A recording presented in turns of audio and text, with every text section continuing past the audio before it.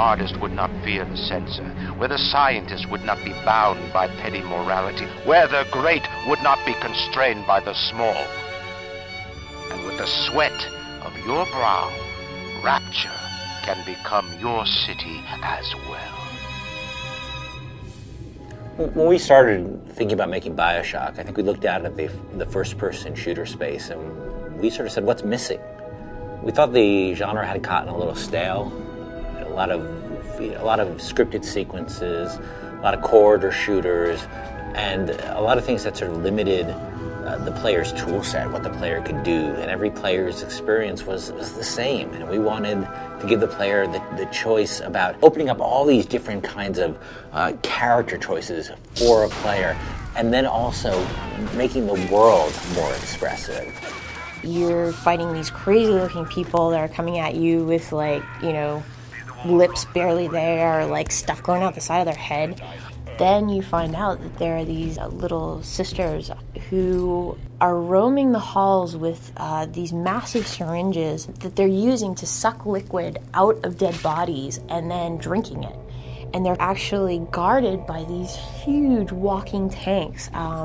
These guys in some kind of diving suit called Big Daddies. What's great about the Big Daddies and the Little Sister is that they present this wild card. They're just going about the world doing their own thing.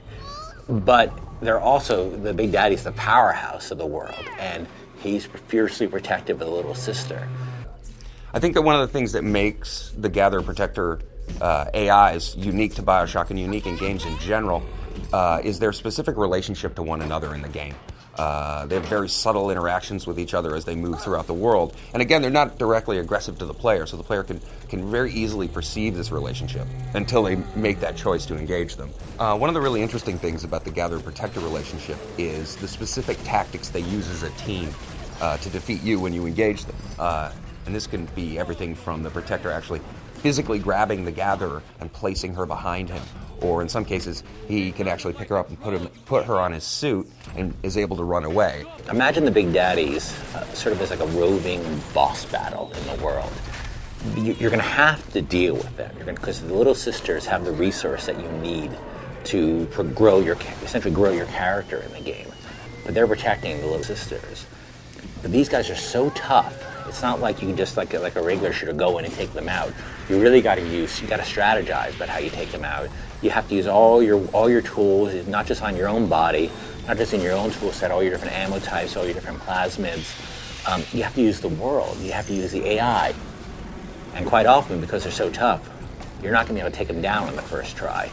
You attack them, you go in there, you slam them, you realize, okay, this is too tough, and you're going to have to take off and go rethink your strategy. The one thing that, when you look at them, that you're surprised by when you actually engage them in battle is they're really fast. Once you engage them, they move so quickly and they're so agile coming at you. It's really, really crazy. A lot of people have asked me in interviews about, like, who are these guys? Are these robots in the suits? Are these people in the suits? And where exactly do these Little Sisters come from? And I think we're not talking a lot about that, because I think that's one of the joys of Bioshock, is that it's a lot of questions.